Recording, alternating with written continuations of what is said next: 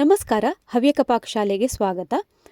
ಒಳಗಡೆ ತುಂಬ ಸಾಫ್ಟಾಗಿ ಅದೇ ರೀತಿಯಾಗಿ ಹೊರಗಡೆ ಗರಿಗರಿಯಾಗಿ ಬಂದಿರುವಂತಹ ಉದ್ದಿನ ವಡೆಯನ್ನು ಇವತ್ತು ಹೇಗೆ ಮಾಡೋದು ಅಂತ ನೋಡೋಣ.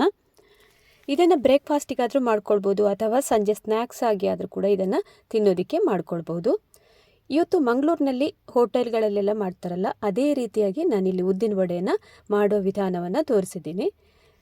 ತುಂಬ ಸುಲಭದಲ್ಲಿ ಅಷ್ಟೇ ಗರಿಗರಿಯಾಗಿ ಕೂಡ ಮನೆಯಲ್ಲೇ ಮಾಡ್ಕೊಳ್ಬೋದು. ಬನ್ನಿ ಹಾಗಿದ್ರೆ ಇವತ್ತಿನ ಉದ್ದಿನ ವಡೆ ರೆಸಿಪಿಯನ್ನು ಸ್ಟಾರ್ಟ್ ಮಾಡೋಣ.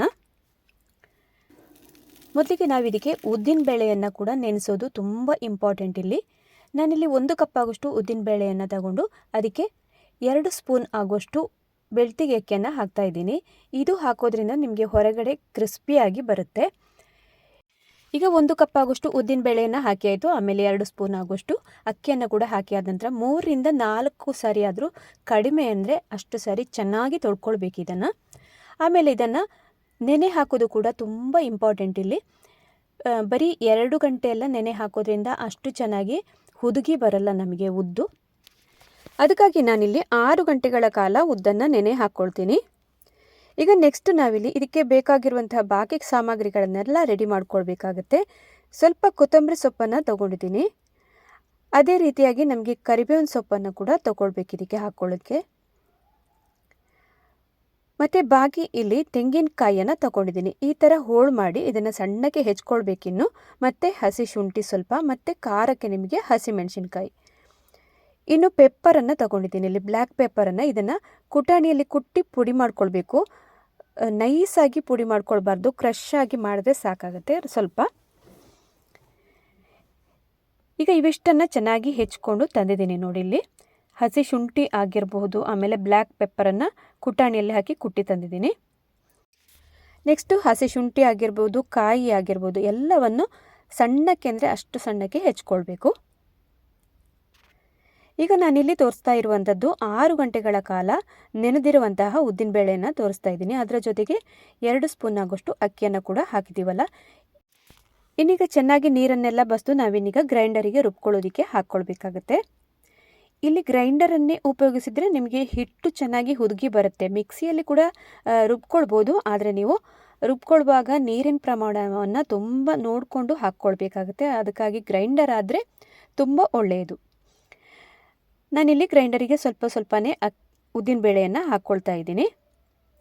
ಇನ್ನು ನೀರನ್ನು ಕೂಡ ಇದಕ್ಕೆ ಅಂದಾಜು ಪ್ರಮಾಣದಲ್ಲಿ ಹಾಕ್ಕೊಳ್ಳೋದಕ್ಕೆ ಬರಲ್ಲ.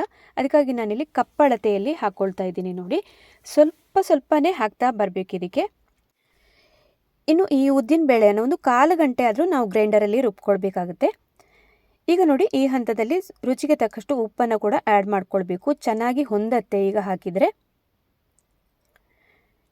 ಇನ್ನು ನೋಡಿ ನೀರನ್ನು ನಾನು ಆಗಲೇ ಹೇಳಿದೆ, ನಾವು ಕಪ್ಪಳತೆಯಲ್ಲಿ ನೋಡೋದು ಅಂತ ಆದರೆ 1 ಕಪ್ಪು ಉದ್ದಿನಬೇಳೆಗೆ 1 ಕಪ್ ಆಗೋಷ್ಟು ನೀರನ್ನು ಕೂಡ ಹಾಕ್ಕೊಂಡ್ರೆ ಕರೆಕ್ಟಾಗಿರುತ್ತೆ, ಚೆನ್ನಾಗಿ ಹುದುಗು ಬರುತ್ತೆ ಉದ್ದು.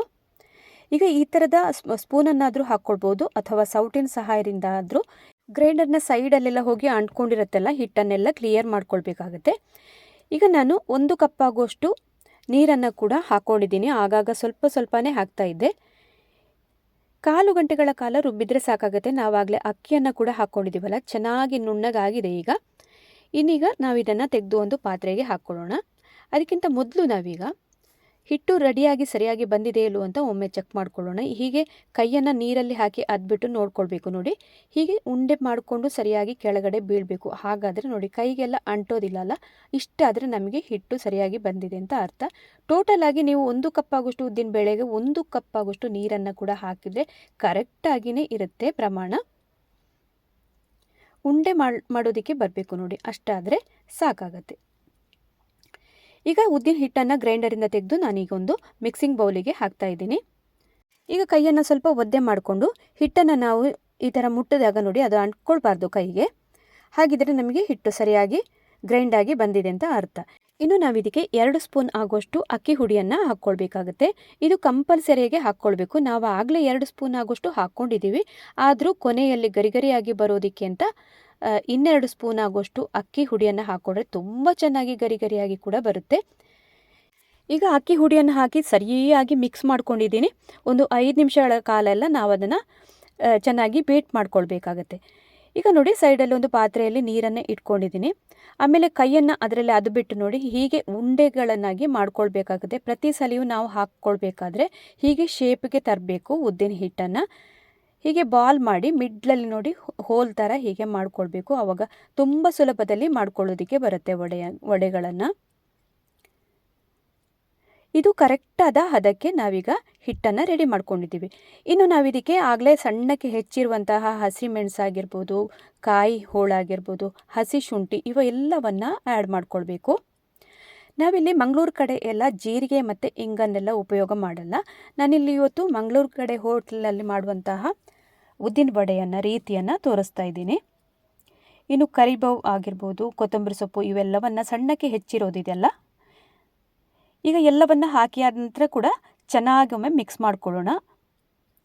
ಜೊತೆಗೆ ಬೀಟ್ ಮಾಡ್ದಂಗೂ ಆಗುತ್ತೆ. ಸರಿಯಾಗಿ ಬೀಟ್ ಮಾಡಿದಾಗ ಉದ್ದಿನ ಹಿಟ್ಟು ತುಂಬ ಚೆನ್ನಾಗಿ ಹುದುಗಿ ಬರುತ್ತೆ. ಈಗಾಗಲೇ ನಾನು ಸ್ಟವ್ ಮೇಲೆ ಎಣ್ಣೆಯನ್ನು ಕಾಯೋದಕ್ಕೆ ಇಟ್ಟಿದ್ದೀನಿ. ಇನ್ನು ನೆಕ್ಸ್ಟಾಗಿ ನಾನಾಗಲೇ ಹೇಳಿದಂತೆ ಒಂದು ಸೈಡಲ್ಲಿ ಒಂದು ನೀರಿನ ಪಾತ್ರೆಯನ್ನು ಇಟ್ಕೊಳ್ಳೇಬೇಕಾಗತ್ತೆ. ಕಂಪಲ್ಸರಿಯಾಗಿ ವಡೆಯನ್ನು ಮಾಡ್ಕೊಳ್ಬೇಕಾದ್ರೆ ಸುರುವಿಗೆ ನೀರಿನಲ್ಲಿ ಕೈಯನ್ನು ಅದ್ದು ಬಿಟ್ಟು ನೋಡಿ ಉಂಡೆಯನ್ನಾಗಿ ಸರಿಯಾಗಿ ಮಾಡ್ಕೊಳ್ಬೇಕು.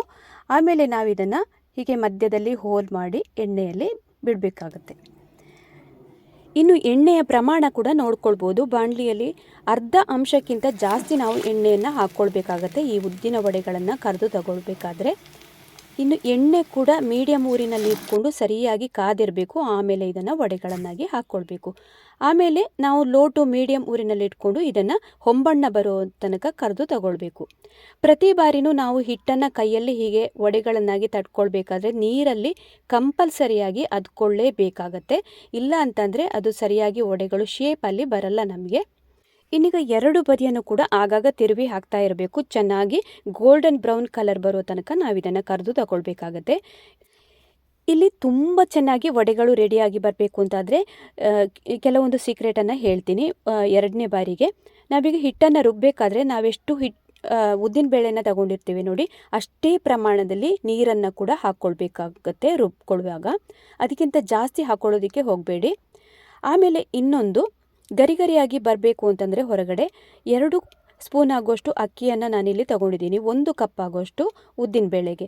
ನೀವೇನಾದರೂ 2 ಕಪ್ ಆಗುವಷ್ಟು ಉದ್ದಿನ ಬೇಳೆನ ತಗೊಳ್ತೀರಿ ಅಂತಂದರೆ 4 ಸ್ಪೂನ್ ಆಗುವಷ್ಟು ಅಕ್ಕಿಯನ್ನು ಹಾಕ್ಕೊಳ್ಳೇಬೇಕು ಕಂಪಲ್ಸರಿಯಾಗಿ. ಆಮೇಲೆ ಹಿಟ್ಟನ್ನು ನಾವು ತೆಗೆದಾದ ನಂತರ ಕೂಡ 2 ಸ್ಪೂನ್ ಅಕ್ಕಿ ಹುಡಿಯನ್ನು ನಾನು ಮತ್ತೆ ಹಾಕ್ಕೊಂಡಿದ್ದೀನಿ. ಇವಿಷ್ಟನ್ನು ಗಮನದಲ್ಲಿ ಇಟ್ಕೊಳ್ಬೇಕು. ಆಮೇಲೆ ನೆಕ್ಸ್ಟ್ ನಾವೀಗ ಉದ್ದಿನ ವಡೆಯನ್ನು ನಾವು ತಟ್ತೀವಲ್ಲ, ಆವಾಗ ನೀರನ್ನು ಸೈಡಲ್ಲಿ ಇಟ್ಕೊಂಡು ಕೈಯಲ್ಲಿ ಅದ್ದಿಬಿಟ್ಟೆ ವಡೆಗಳನ್ನಾಗಿ ತಟ್ಟುಕೊಳ್ಳೇಬೇಕು. ಅದೊಂದು ಮೇಯ್ನಾಗಿ ಗಮನಿಸಬೇಕಾಗತ್ತೆ ನಾವಿಲ್ಲಿ. ಪ್ರತಿಯೊಂದು ವಡೆಗಳು ಅಷ್ಟೇ ಚೆನ್ನಾಗಿ ಒಂದೇ ಸೈಜಲ್ಲಿ ಕೂಡ ಬರುತ್ತೆ ಮತ್ತು ಚೆನ್ನಾಗಿ ಇರುತ್ತೆ ನೋಡೋದಕ್ಕೂ ಕೂಡ. ಈಗಾಗಲೇ 1ನೇ ಸಲದ್ದು ನಾನು ಕಂಪ್ಲೀಟಾಗಿ ಎಲ್ಲ ತೆಗೆದಿದ್ದೀನಿ. ಇನ್ನು 2ನೇ ಬಾರಿಗೆ ನಾನೀಗ ಉದ್ದಿನ ವಡೆಗಳನ್ನಾಗಿ ಮಾಡಿ ಹಾಕ್ತಾ ಇದ್ದೀನಿ. ಇನ್ನು ಉದ್ದಿನ ವಡೆಗಳನ್ನು ಬೇಯಿಸೋದಕ್ಕೆ ಟೆಂಪರೇಚರ್ ಕೂಡ ತುಂಬ ಇಂಪಾರ್ಟೆಂಟ್. ನಾನು ಆಗಲೇ ಹೇಳಿದ್ದೀನಿ, ಉರಿಯನ್ನು ನಾವು ಹಾಕಬೇಕಾದ್ರೆ ಮೀಡಿಯಮ್ ಊರಿನಲ್ಲಿ ಇಟ್ಕೊಳ್ಬೋದು.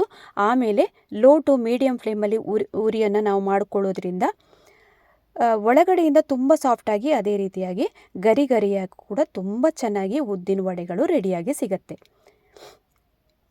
ಇಷ್ಟನ್ನು ಗಮನದಲ್ಲಿ ಇಟ್ಕೊಂಡ್ರೆ ಸಾಕಾಗುತ್ತೆ. ತುಂಬ ಚೆನ್ನಾಗಿ ನಾವು ಮನೆಯಲ್ಲಿ ಹೋಟೆಲ್ ಶೈಲಿಯಲ್ಲೇ ಉದ್ದಿನ ವಡೆಗಳನ್ನು ರೆಡಿ ಮಾಡ್ಕೊಳ್ಬೋದು.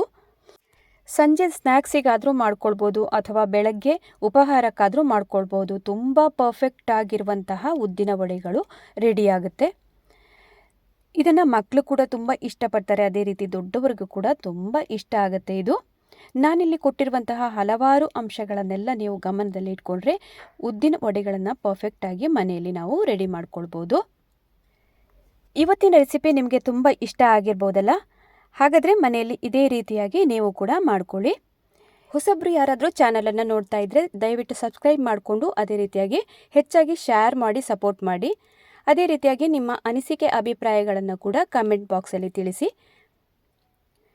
ಮುಂದೆ ಇನ್ನೊಂದು ಹೊಸ ರುಚಿಯೊಂದಿಗೆ ಮತ್ತೆ ನಾನು ನಿಮ್ಮನ್ನು ಭೇಟಿಯಾಗ್ತೀನಿ ಅಂತ ಹೇಳ್ತಾ ಅಲ್ಲಿ ತನಕ ನಮಸ್ಕಾರ.